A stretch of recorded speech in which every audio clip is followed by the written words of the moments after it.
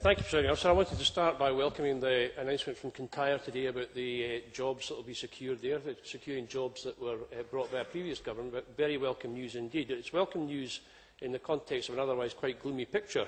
And I just wanted to reflect in my remarks today on my experience over recent months in having been approached by a good number of construction and engineering firms in the Highlands and Islands who are facing very real difficulty in the economic prospects that surround them, and fighting to avoid more redundancies day by day, indeed some of them fighting to save their firm as an entity at all. And some of the problems undoubtedly stem from the banking crisis, and it stems from the collapse in the housing market around that. However, what's been very striking about the approaches that have been made to me is that most of the concerns are about our domestic policy and about how government policy is impacting on the things that they are concerned about. And these are issues that ministers in Scotland can have an impact on, and where Scottish Government policy may be the biggest factor at work in what's affecting these policies. And I want to contrast, as they've been doing for me, what they see as the rhetoric about recovery, but also what's the reality for them on the ground. And I want to make some serious points and suggest some actions potentially by the Government, and I regret in some ways that these remarks may at all be necessary. The Scottish Building Federation report that confidence in their sector is low, 82% less confident about the prospects for the next 12 months than the previous period. They say there's a danger of 32% fewer apprentices in the coming year, and I quote them in saying they're crying out for new projects to bolster business. The Civil Engineering Contractors Association estimate about 10 and 20% downsizing since October. Some firms, 50% of workforces have gone.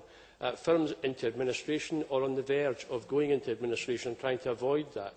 Now, both the civil engineers and the builders need to see that public investment programme that we hear talk about turn into real projects on the ground, and that's a big challenge for government. And I want to touch on three public policy areas: on housing, on civil engineering as it relates to water and to roads, and on public buildings. But first on housing.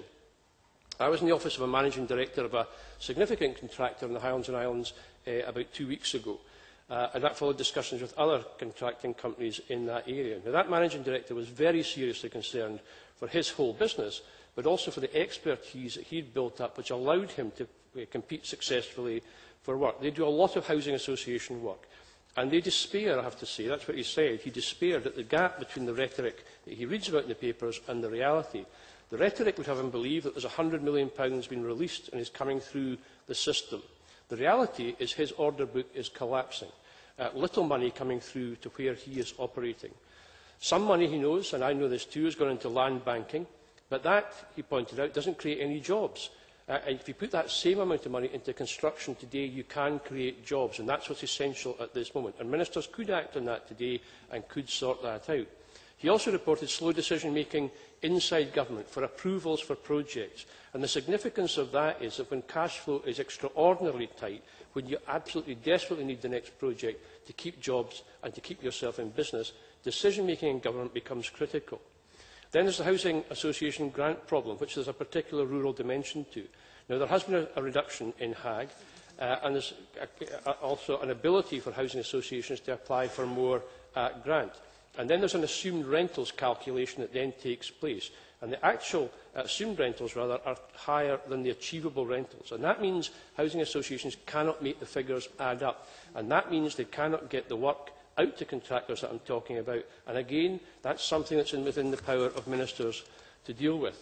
In civil engineering, Scottish Water and Transport Scotland are a huge part of the support for all the different contractors that exist in that civil engineering sector.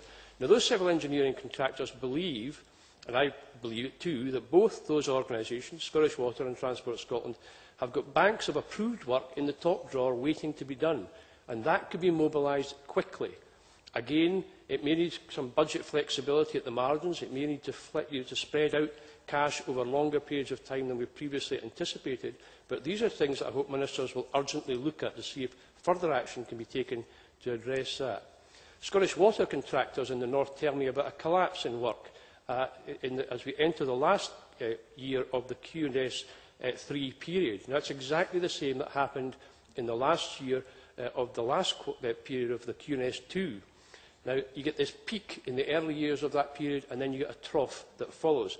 Now, I know that Scottish Water have been trying to break that cycle But I have to say to the Minister that does not seem to be happening. And again, that's got profound implications for those firms. And again, I hope ministers will reflect on that and could act to take some action to try and smooth the peaks and the troughs in that in spending, and look to the longer term to take longer Q&S periods to allow that to happen. Now, I've also tabled a series of parliamentary questions recently about any reserve held by Scottish Water, and I look forward to getting those answers. It would be absurd if there is a reserve and when there's work needing to be done and contractors laying off people if we didn't try and use that reserve that may well exist. Again, I urge ministers to examine that and to act on it. And I also hope that ministers will act on tweaking expenditure programmes to the extent that I know ministers can do to support the kind of quick action that gets jobs on the ground quickly. And, for example, road surfacing is an example of that, and Derek Brownlee pointed to other things. Finally, President Officer, I want to touch on the Scottish Futures Trust, a massive failure in public policy. Contractors tell me that the contracts that we set in place will end this summer, and then you could see a collapse in the Scottish construction industry. And again, I hope the Minister will set aside the ideological baggage that I'm afraid he carries on this issue with his colleagues and take some decisions to get that work flowing and flowing quickly.